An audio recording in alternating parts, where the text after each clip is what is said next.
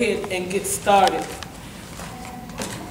First, I'm Representative Sandra Scott, and this is my district, District 76, which represents Rex, Ellenwood, Jonesboro, and Lake City, a little of Jonesboro and Lake City. Here tonight, really trying to keep you all informed on what is going on under the Gold Dome, because there's a lot going on. A lot have already happened, but we are now in our last 5 days. I think we have 5 days left, and there's a lot going on. A lot of bills is getting ready to be pushed through and passed. I said this week we have only had 1 or 2 things to do a day, 1 or 2 resolutions, because I guess they're waiting till the last day, and then they'll be trying to run the bills through to get you confused so that you can raise that hand or sign off on them. So as Democrats, we have to keep that in mind and keep focused on what is actually going on and what is happening. And before we go on, I want to talk about is the Hope Scholarship. I'm sure you all have all heard about the Hope. Well, you know that the Hope bill have passed, but things that I think that you need to take into account and you can think about as we go forward with the Hope. And I will say next week during spring break, it will be a team of legislators going across Georgia talking about the Hope Scholarship. Because even though the bill has been signed, it is still not over yet. And we still have fight in us, and we're still going to fight for the rights of our children. Because as you know, when they first introduced Hope, they said that the state of Georgia, if we approve the lottery, that they would pay for kids' education if they receive a 3.0 or better.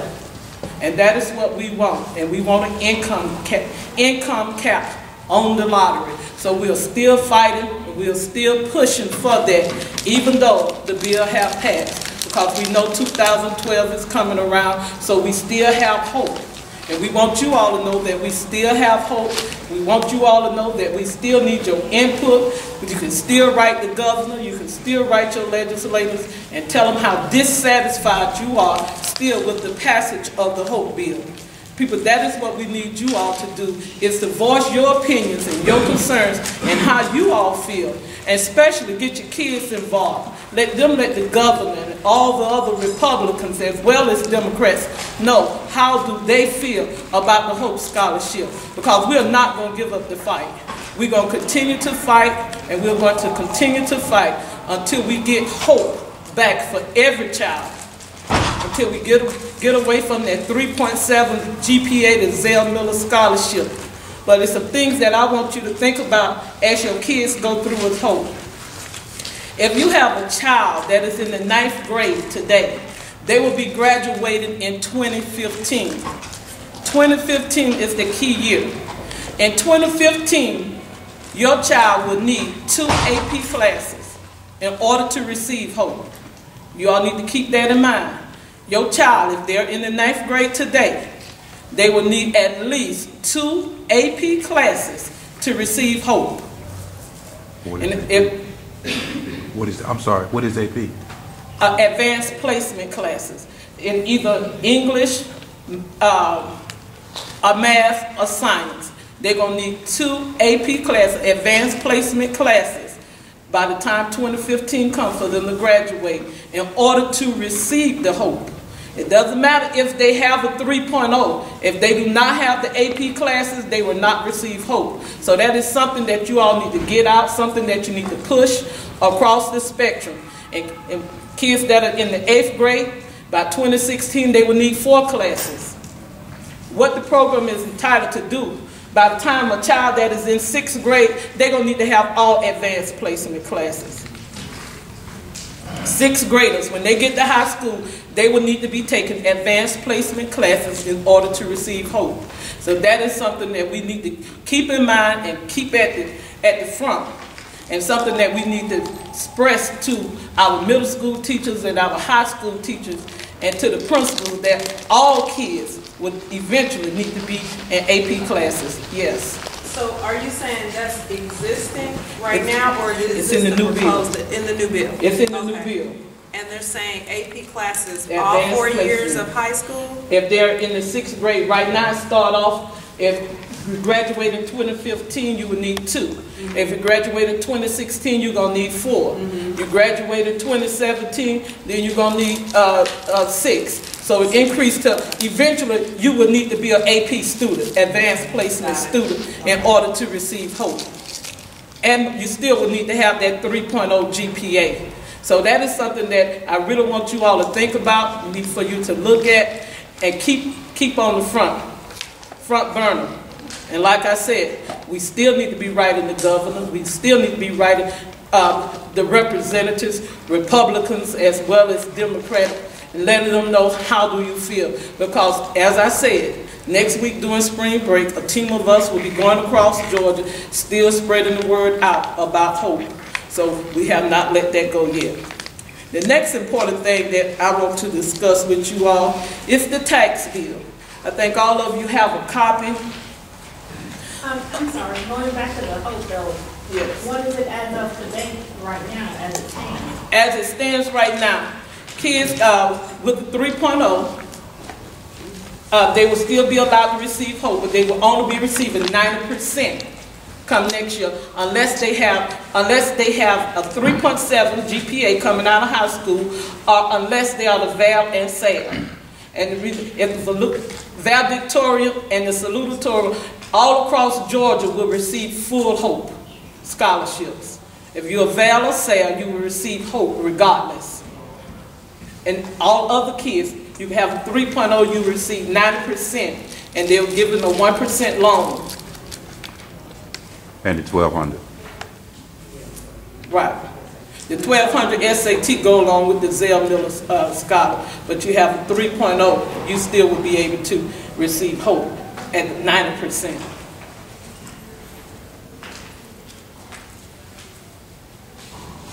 Any more questions about HOPE?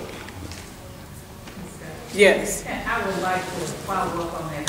The main point that she's trying to make regarding that the 3.7 and the 1,200 is that as far as the school district is concerned right now, our students we don't have a 1,200 average. And so that's pretty much, if they don't have both, they don't get 100% unless they are the VAL or the SAL. So that means that pretty much that's eliminating our children from getting HOPE.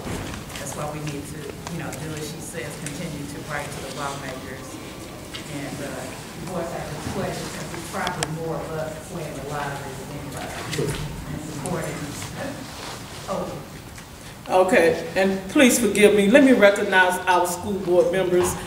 We have Ms. Jessica Goree and Trina Garrett. They are here with us tonight, and any other elected officials. I'm sorry, ladies. Okay, next important bill we have, people, is the tax bill. I think you have some copies, talking points from the Republican tax reform proposal. Should be on a single sheet that you were handed out. The tax bill. We have not voted on the tax bill as of today. Went into committee, came out yesterday, they just gave it to it. It's 68 pages. You can go online and download it. It's 68 pages. Tax bill is something that we're all concerned with. I think I have gotten at least 300-400 emails about don't tax my cable, don't tax my TV. Well, the bill is in the making, and as of today, they are speaking of taxing your TVs.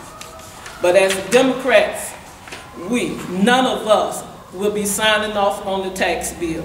As I said, we have not voted. Hopefully we'll be voting on it maybe tomorrow or Thursday. They're still working some kinks in it, because I do not believe that they believe they have enough votes to pass it. Because as we know, the Republicans vowed that they would not raise taxes. And what this tax bill is doing is raising taxes. And I'm gonna let you see how it is raising taxes. And let me welcome Carlton Bivens, who is the school board representative for this area.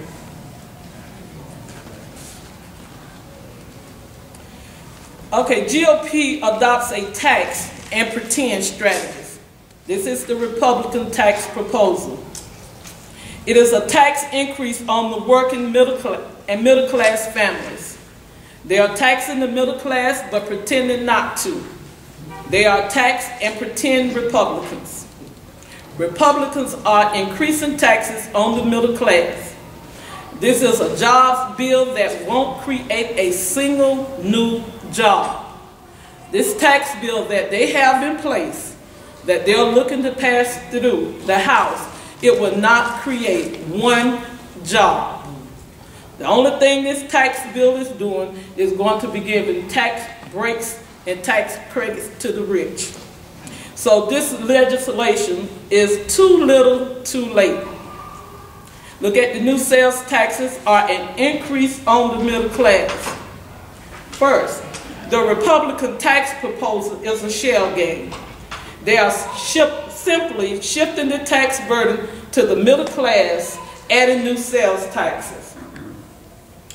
They are quick to say that they are lowering the income tax rate for most Georgians, but what they don't say is that they are also eliminating many exemptions that help Georgia families and adding new sales tax. The exemptions that you used to have, you will not have them anymore. They're taking away your exemptions, charity contributions. You will not have charity contributions anymore. And they're replacing that, they said, with a revenue saving tips by taxing. When you go get your oil changed in your cars, now you will be paying taxes. When you sell a car to someone, they will be paying taxes.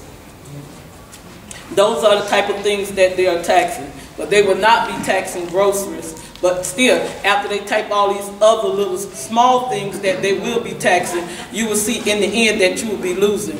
Charity contributions, you know, your itemized deduction used to be, what, $10,000? Then you can itemize. You won't have that anymore. So people that are giving tithes to the church where you used to write it off as itemized deduction, you won't get that write-off anymore. And so you think about it. You used to have $10,000. Now it have gone up to some caps if you make between, I think it's from $75,000 to $100,000. You would need $25,000 to itemize, in which a lot of us will fall short of that, because once they break it back down, you will miss that threshold, because by the time they get to your tax with income, you probably be back down to $75,000, so you won't be able to itemize at all. So itemize is out. And they will not be taxing a retirement if you get $35,000, unless your retirement would not be taxed. So I think that is a good thing only for the seniors, but they still will be paying taxes on everything else. So it's a no win-win-win situation, at least for us. Any question about your taxes? Just know that we will be paying more taxes. So you used to get income tax refunds. Start thinking now that I need to save a little bit more, because I won't be getting that income tax refund that I once got. Yes. They're proposing this right now, right? Right. We still have to vote on it. Yeah, that's true. Yes, sir. Yes, ma'am. I wasn't clear on your statement about the retirement. You said if you make less than $35,000, you will not. it will no taxes be on that. Okay. Thank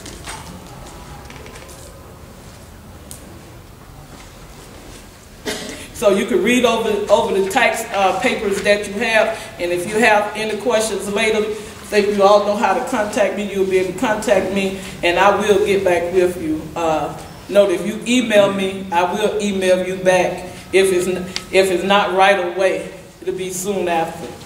But you will get an email back. The next thing that I want to look at,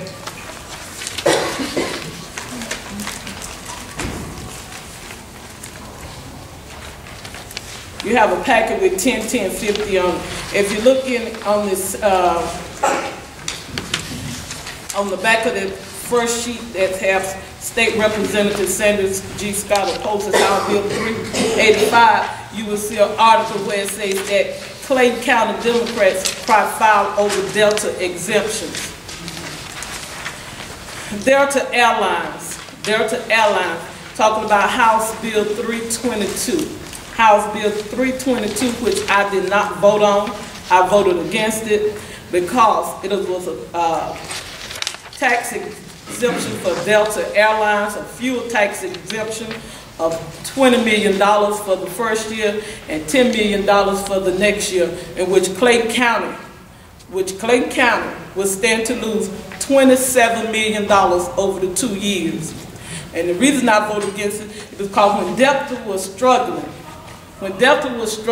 they voted to give them some reprieve and to help them out and help them get on board. Well, Delta is doing great. They had over $600 million profit. They had enough money where they gave their top 2 executives $14 million apiece as a bonus. And they also gave out other $1 million worth of bonuses. So we felt that it was unfair to give them a $20 million fuel tax credit the first year and a $10 million the next year. So therefore, the majority of us did not vote to support this tax increase, but it passed anyway, and as a result, as I said, Clayton County will be losing $27 million, which most of that money would have been going to the school system, and we know that the school system is run about $47 million short. So if we had that $27 million, it could have made up a substantial amount of the difference. But the bill did pass, and Delta would get their tax exemption for the next 2 years. Then it will come up for vote again. And they said that it was sunset, but they said last time that it was sunset this year, and it did not sunset, and they still voted on, and they received their bonuses. So we tried, we put up a good fight, but they still was able to get it through the House.